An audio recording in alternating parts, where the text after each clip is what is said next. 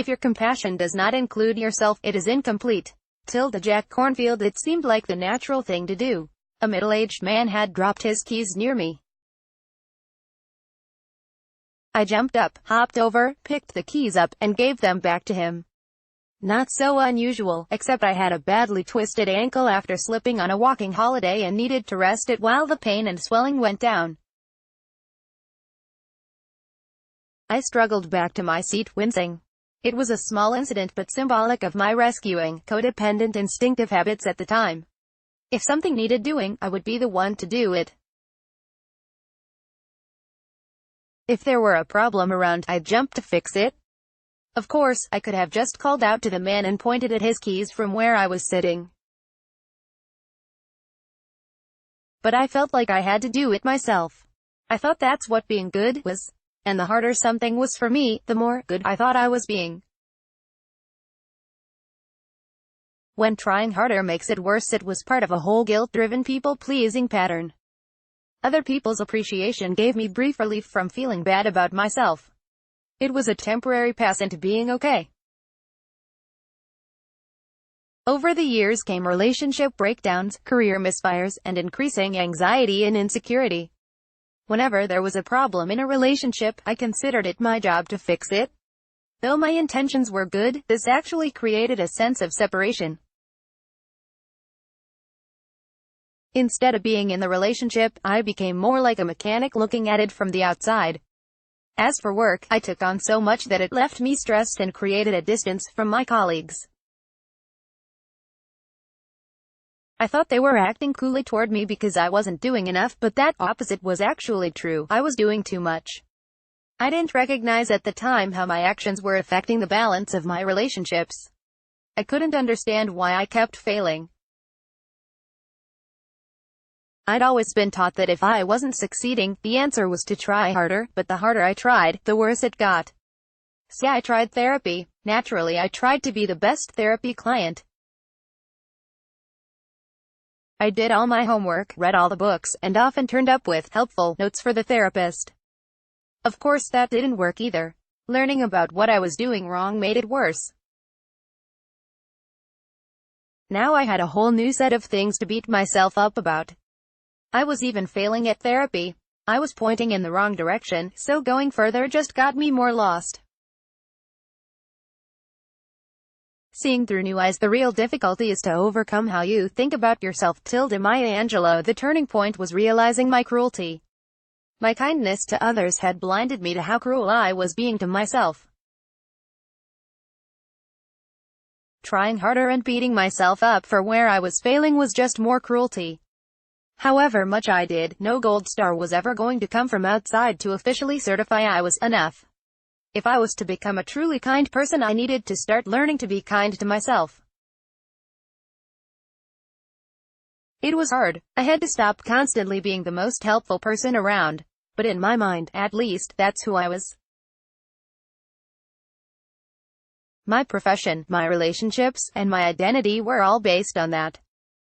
If I wasn't that, what was left? I was like an addict in withdrawal.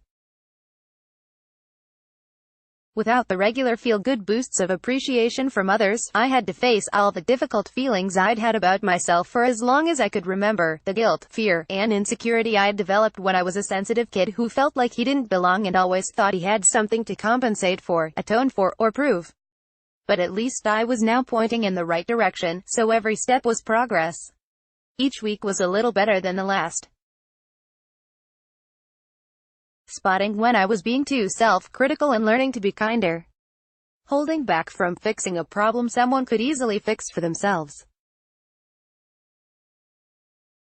For example, unless my partner specifically asked me to help solve a problem for her, I learned to empathize, encourage, and support her so she could work it out for herself. Stepping back meant some things didn't get done, took longer, or went wrong. But sometimes they went better than if I'd tried to fix them. Who knew? And sometimes the person asking decided it wasn't important after all. More importantly, though, by learning to hold back, I was allowing others the space to develop, while weaning myself off the quick, feel-good boosts I got from helping others. Of course, this didn't happen overnight. Changing deep patterns takes time, but each small change sets you up for the next one. It's a gradual positive, self-reinforcing cycle. So what did I learn? Be your own best friend. If people tell you you are your own worst enemy, how about becoming your own best friend? Many of us are better friends to others than we are to ourselves. We're kinder, more supportive, and more willing to stand up for their needs. You've heard the golden rule, treat others how you would like to be treated. That holds true the other way too. Treat yourself how you would treat a good friend.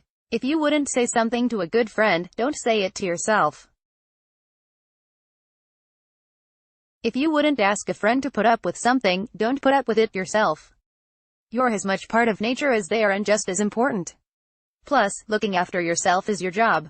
Make friends with your flaws. You're not perfect. Big news, no one else is either. Even bigger news, you don't have to be. Thinking you have to be perfect is part of the problem. You don't have to make up for simply existing. You don't have to be gooder than good. No one can give you the gold star that certifies you as enough, and you can't get it through your accomplishments, how good you have been, or how many people you have helped today. You have to learn to give it to yourself. It's your basic pass for being part of nature. This doesn't mean you're perfect. You're not. It means making friends with your flaws. Support yourself. There's a humorous office sign that reads, "The beatings will continue until morale improves." We laugh at the sign, but many of us carry an idea that the harsher we are to ourselves, the more likely we are to change. The opposite is true. Research shows that people who are compassionate toward themselves are better able to take on feedback, grow, and change. They find it easier to adapt because they're already comfortable with themselves. They're less fragile because their whole sense of identity isn't on the line. They know that what they did isn't who they are. They can open up, connect, and learn. Self-compassion doesn't mean glossing over your failures or challenges. It means supporting yourself while you're putting them right. Stop putting yourself last. You're not so special that you need to be last. This isn't about becoming selfish. It's about balance. You're as deserving of love and good things as anyone else. Not more, not less. You might need to learn how to be more